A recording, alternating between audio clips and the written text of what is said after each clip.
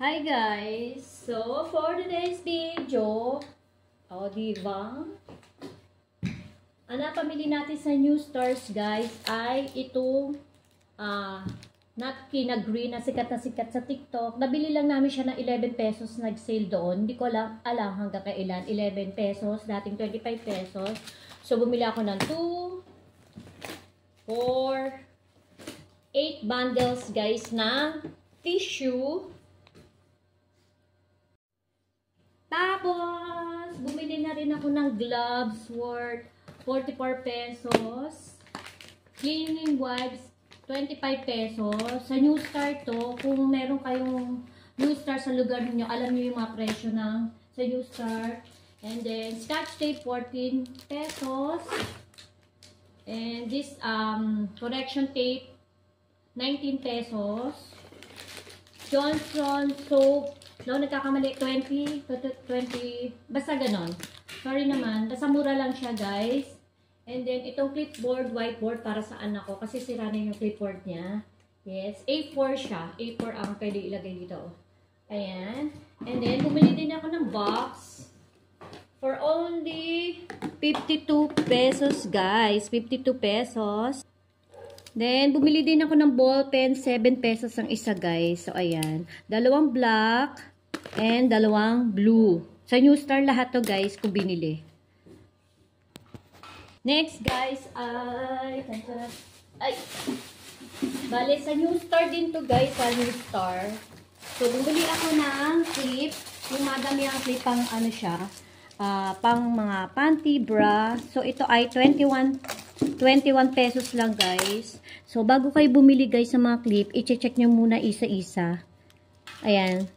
Actually, isa-isa ko siyang chinek. I-check nyo muna. So, walang damage lahat itong nabili ko. Dalawang red and dalawang blue. Magkaiba pa sila ng presyo. Yung blue, 22 pesos. And then yung red, 21 pesos. So, ayan naman guys. Ang cute ng plastic ng New Star, guys. So, bumili din ako ng cloth pin. Ang cute ng color, guys. 24 pieces for only 45 pesos sa New Star. So, ayan naman. And then, bumili din ako na dalawang batch ko na nabili. At napakabango niya, guys. Mr. Blue. Ako nagkakamali, 32 pesos each. Ayan. Ang bango niya, guys. So, yun.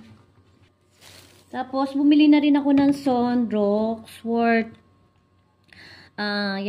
basta mura lang siya guys. Sorry naman. Yung resibo kasi hindi ko makita pa. Basta mura sa New Star niyan. So, bumili na kami ng, ilang liter to?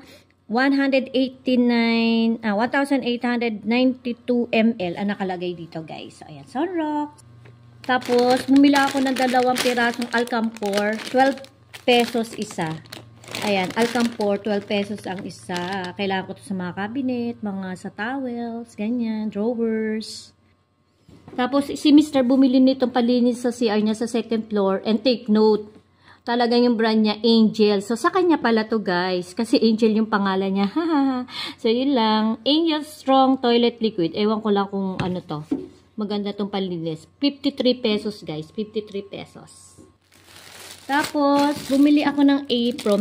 Binilang ko ang nanay ko ng apron for only 47 pesos. So, malaki siya. Pang-alternate niya lang. Meron na naman siya. Kaya lang gusto ko may alternate lang siya. Apron. Tapos, si Mr. bumili ng seal tape. Ayan. Kailangan talaga hindi mawawala to kasi minsan naglulukong ang ating mga gripo para walang tulo. Mareremedyo agad natin kasi mahal ngayon ng mga bayarin. So, ang isang rolyo ay 12 pesos. So, kailangan nito for keep sa bahay lagi. Itong seal tape na ito. Tapos, bumili ako sa New Star nito. Nagbabay na ako sa counter. Nakita ko to. Tinanong ko sa cashier. Ako, magkano po yan? Mailagay ka ako dito sa may pinto o dito sa kusina. 17 pesos only. Mahaba siya. Merry Christmas and Happy New Year! So, ayan naman guys. Back and forth siya guys. So, back and forth. Pwede sa pinto. Pwede sa entryway. Kung saan nyo feel, ilagay itong signage ng Merry Christmas, Happy New Year! 17 pesos.